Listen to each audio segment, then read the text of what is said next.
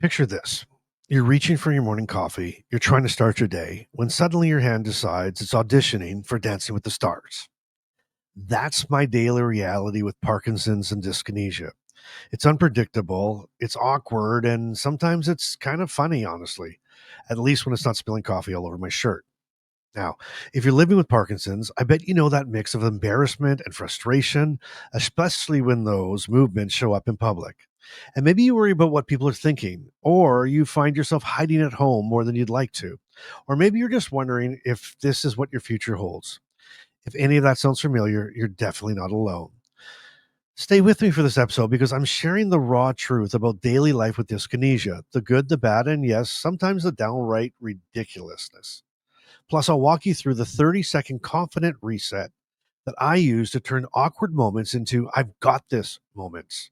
And if you stick around to the end, I'll tell you the story that completely changed how I felt about being seen with dyskinesia in public. And let's face this together one unpredictable day at a time. Hey everyone, I'm Bryce. And if you've caught that opening, yeah, that's my daily reality with Parkinson's dyskinesia. Today, I'm breaking down exactly what dyskinesia is, why it happens, and most importantly, the 30-second confidence reset that I promised you. Plus, stick around because the story I'm sharing at the end, it completely changed how I show up in public when these moments happen. Now, let's just dive into today's. Now let's just now let's just dive in. Okay, let's start with the basics. Dyskinesia, what it is. A lot of people think it's just another word for tremor, but it's not. Tremor is part of Parkinson's itself, and dyskinesia, it's those extra involuntary movements that show up years after being on medication, especially levodopa. It's your hand waving, your foot tapping, your whole body doing the cha cha without asking your permission. Sometimes it's subtle, maybe a wiggle or a twitch, and sometimes it's like you've got your own backup dancers and they're determined to steal the show. Now, why does it happen?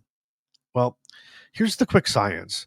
It's not Parkinson's itself causing dyskinesia, but the way your brain processes dopamine after years of medication. The meds wear off, they kick in, they wear off again, and your brain's like, what are we doing here? So it starts firing off signals in all directions, and suddenly you're doing a one person flash mob in the kitchen. But here's where I want to clear up a massive myth and one I hear all the time in the Parkinson's community. A lot of us have been told don't start levodopa too soon or you'll get dyskinesia. And a lot of people try to avoid going on a levodopa for the longest amount of time. But here's what the research and my own journey actually show. Dyskinesia usually pops up after several years on levodopa, sometimes 5, sometimes 10, and for some people, it barely happens at all. It's not just about how long you've been taking it, it depends on your dose, how often you take it, your age, your body, and even your genes. Now, here's the big kicker. Waiting as long as you can to start levodopa doesn't really stop dyskinesia. It just makes you put up with more stiffness, slowness, and frustration than you need to. Actually, actually, sometimes in those big swings of taking a ton of levodopa at once or letting yourself go too long between doses can actually make dyskinesia worse. What do I always say? Meds on time every time. Those gaps can actually make dyskinesia worse. So those big upswings, right? You're on, you're off, you're on, you're off, you're on, you're off. I'm telling you, it will make dyskinesia worse. So, what really works? Well, here's the bottom line. You finding that sweet spot with your doctor. Enough levodopa to help you live well and move through the day, but not so much like you're riding a roller coaster. And let me tell you, finding that balance is no small thing. After about a year of taking my doses, experimenting, and honestly getting a bit frustrated, I finally felt like we found it. I actually felt good, like the old Bryce again. And to be honest with you, I probably even felt better than I had for a few years, even pre-diagnosis, right? And for a while, it was like I thought, oh my God, I'm actually gonna get my life back. Like this isn't a big deal. Like this is gonna be fine.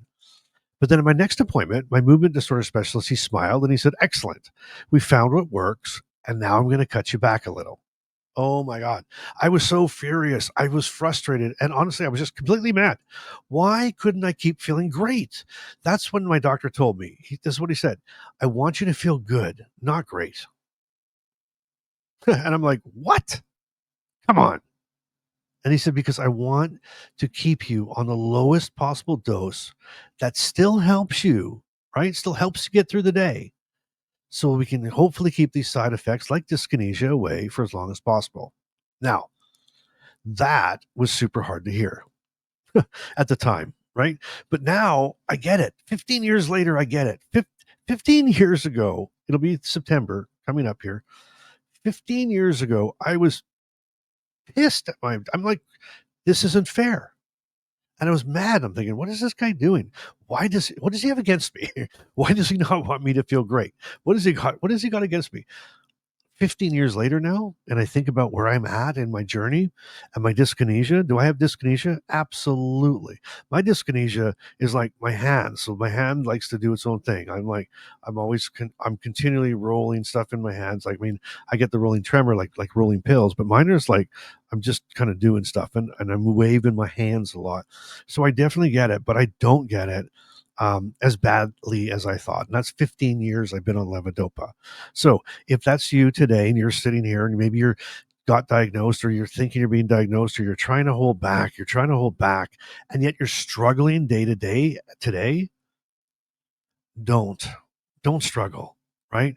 Just get enough in you so that your day isn't challenged, that you can live today, right? And that's what it's all about, right? It's finding that sweet spot, not chasing perfect, but just making sure that you're getting the most out of your medication for the longest possible time. And let me tell you, again, like I said, my dyskinesia isn't as dramatic as some people's, but it still shows up. And when it does, it's always, always the most random moments. I remember the first time I really noticed it, right? I was at a meeting at work and I was trying my best to look calm and professional. And suddenly my legs started bouncing so fast. Like it was bouncing so fast that I could have powered a sewing machine, right?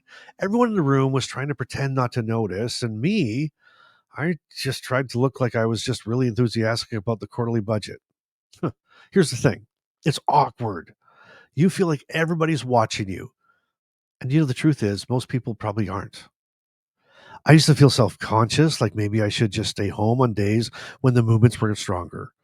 But if you do that, then you're letting Parkinson steal away more than just your dopamine. You're letting it take away the days of your life. And honestly, sometimes I wish there was like an app, like this app that would track like my best wiggle moments, right?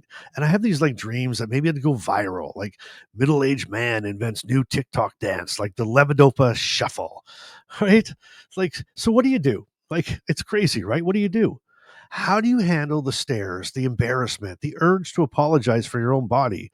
Like, do you ever get that? Do you ever like just want to like you're looking and your body's flailing or it's doing these crazy things and there's people beside you around you and you're like literally apologizing like, I'm so sorry about this is just my levodopa or this is just my Parkinson's.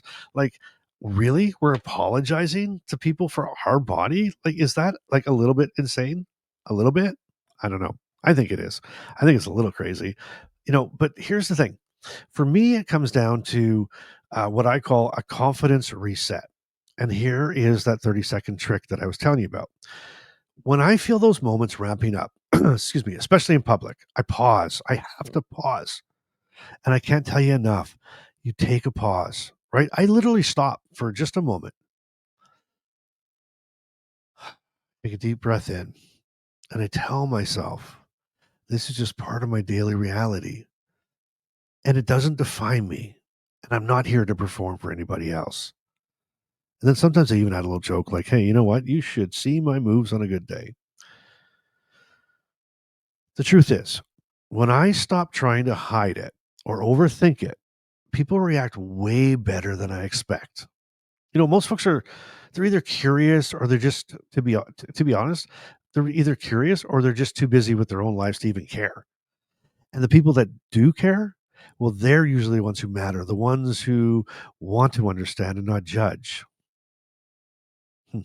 Hey, if any of this is sounding familiar or if you're finding these tips helpful, do me a favor. Hit that subscribe button. I drop episodes every week. It's all the real life ups and downs and surprises with Parkinson's, so you don't miss anything that you might help you or might help someone else that you love. Just subscribe, come along for the ride. But here's a couple more real life tools that I use. Okay, I try to plan big activities for times when I know my meds are going to be working the best, right? I don't obsess over it because life doesn't always stick to a schedule. And that's something that you're going to have to get used to. Life doesn't stick to a schedule. Neither does our bodies half the time, right?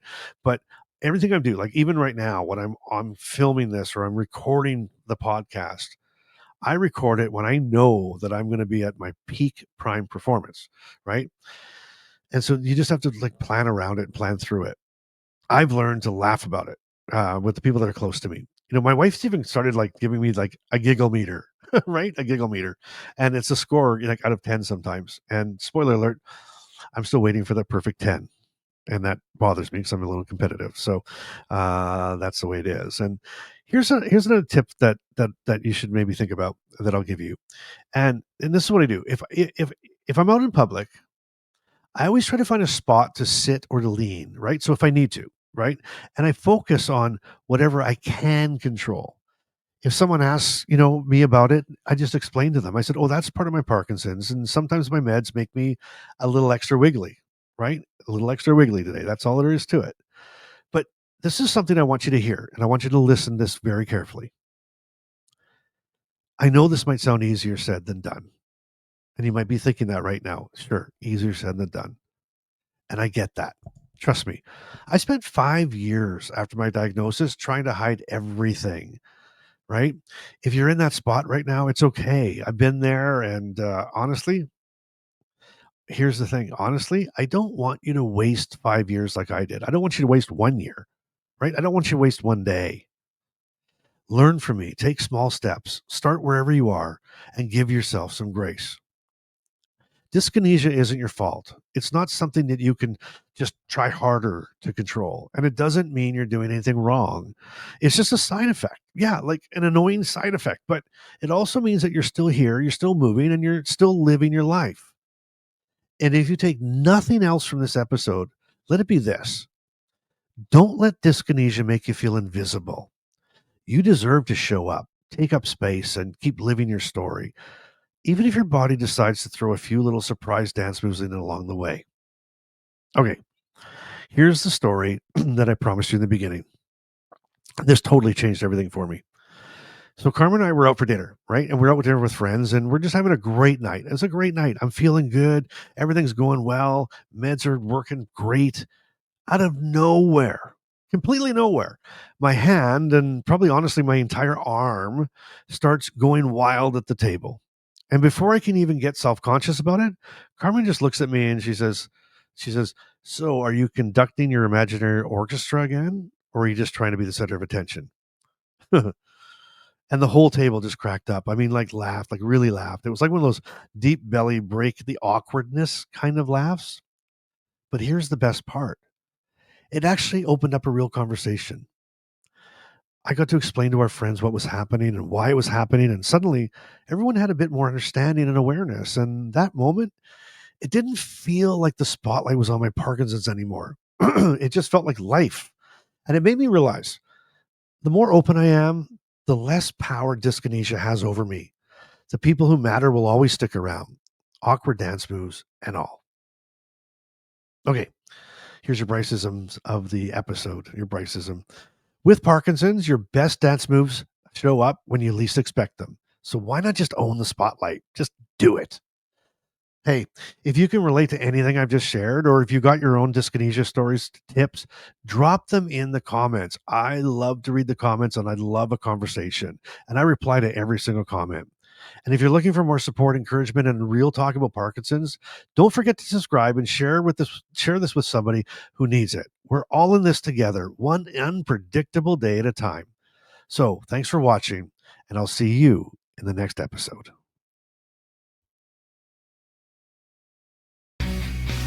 Parkinson's may be part of your life, but it doesn't get to define it. Thanks for listening to Living with Parkinson's, the good, the bad, and the reality.